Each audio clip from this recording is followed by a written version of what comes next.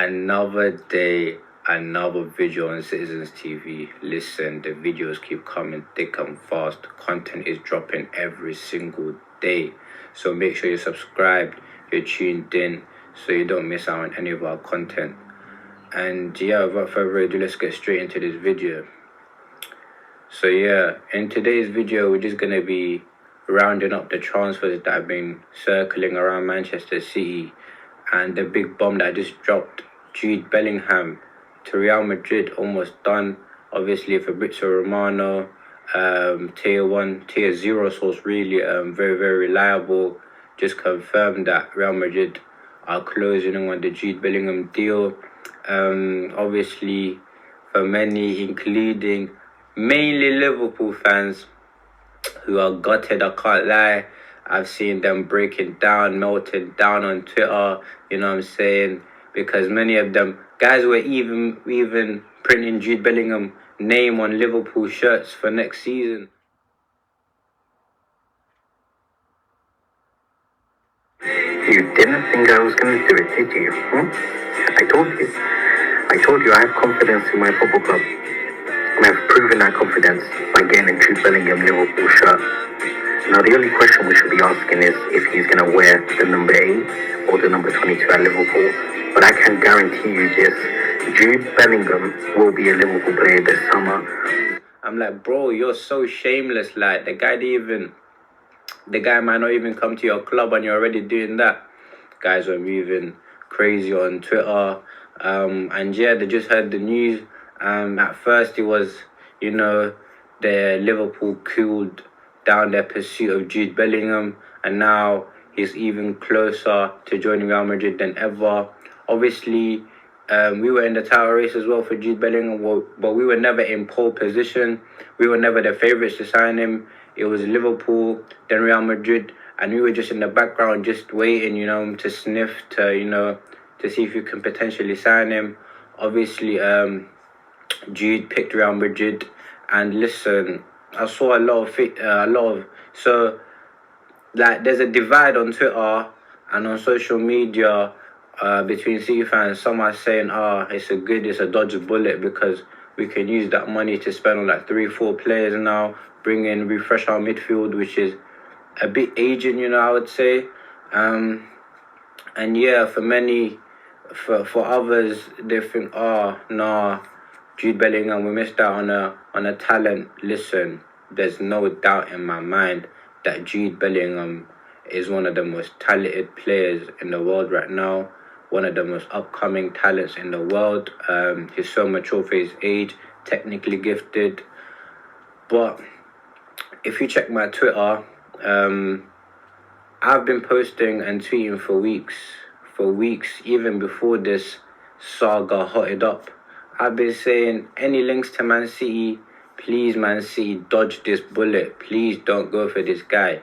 Because I have nothing against Jude Bellingham. I think he's a quality player.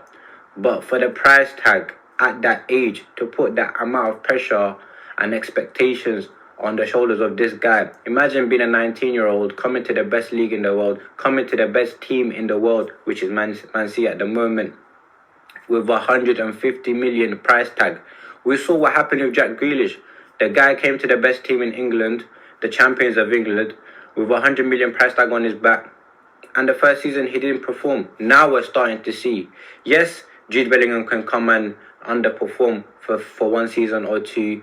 But why go down that same road where we can get players that are not coming with a lot of pressure and a lot of expectation to perform, and Pep can work with them and develop them into superstars. If you look at the signings that we had in the past, we never really signed superstar midfielders. Gundogan, very good midfielder. He was never regarded as world-class from Dortmund until he came to see and worked under Pep. Bernardo Silva, another talented midfielder. No one really thought of him as world-class before joining City. Became now world-class. Rodri as well. De Bruyne. Okay, De Bruyne, I would say, was slightly higher than them guys. But even then, he was the guy that flopped in England. He was the guy that he left Chelsea and went to Bundesliga, went to an easy league, ripped it up there. Can he do it in the Premier League?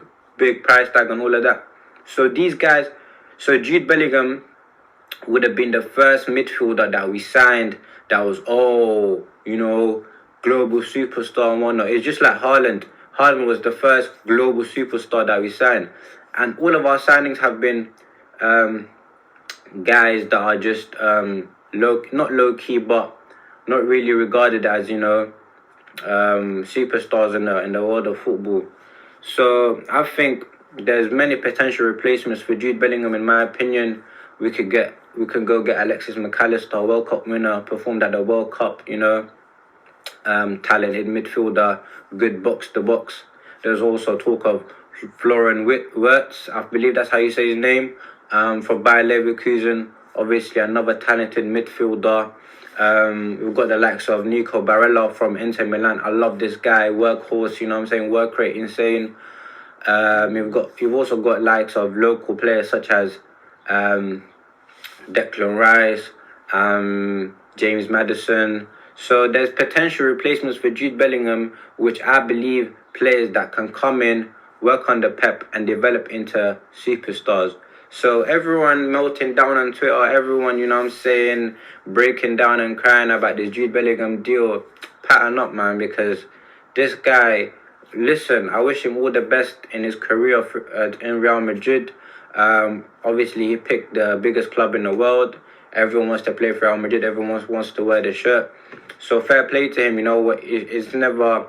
You don't really get the opportunity to play for Real Madrid a lot of times. So when it comes, you got to take it.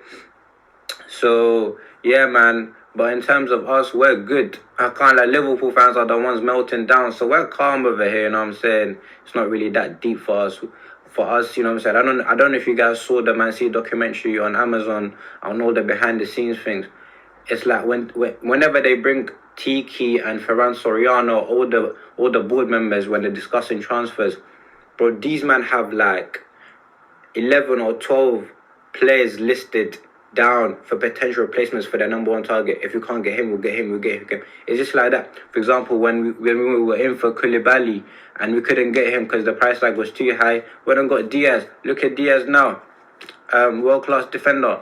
So we don't really panic buy, The man, last year, the Cucurella transfer saga, look at him now, turned out to be a flop. They said they wanted a price tag that was too high. Said, no, we're going to walk away from this deal. Look, Look at him now.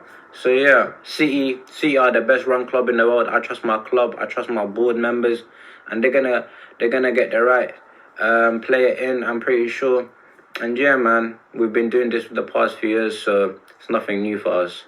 In terms of the interesting links that I've been seeing to Messi, could we see a reunion of Messi and Pep Guardiola to Man City? This could be an interesting topic. Personally, I'm a huge Messi fan. I think he's the best player of all time. But is he past his peak? Is he past the time where, he could perform for us? And obviously this guy just won the World Cup, so he completed football. Is he still hungry to perform? So it's just going to be a case of where does his motivations lie? Could we see a deal with the CFG group where he comes to Man City for a year and then goes to New York City in America, another club that we own in America, just like we solved it with the Frank Lampard deal when he came to City for a year. Then he went to New York City and spent a season or two there. So, yeah, I think Messi could be a potential signing. I just don't know where he'd fit in the system. I can't lie. Can he play off the right? Can he play in that De Bruyne role? But does that mean that De Bruyne is going to be rotated as well? Many things that Pep has to decide on. But yeah, man, it's definitely interesting when you're linked to the best player of all time. You always get excited and gassed because it's Messi. How can you not get excited? It's Messi. But yeah, we'll just see what happens. And yeah, today was just a brief transfer roundup for the rumours circling around on social media, for the transfers, for the potential signings. So I hope you guys enjoyed today's video. And like always, if you enjoyed it, please like, comment and subscribe. And I'll see you guys in the next video. Peace.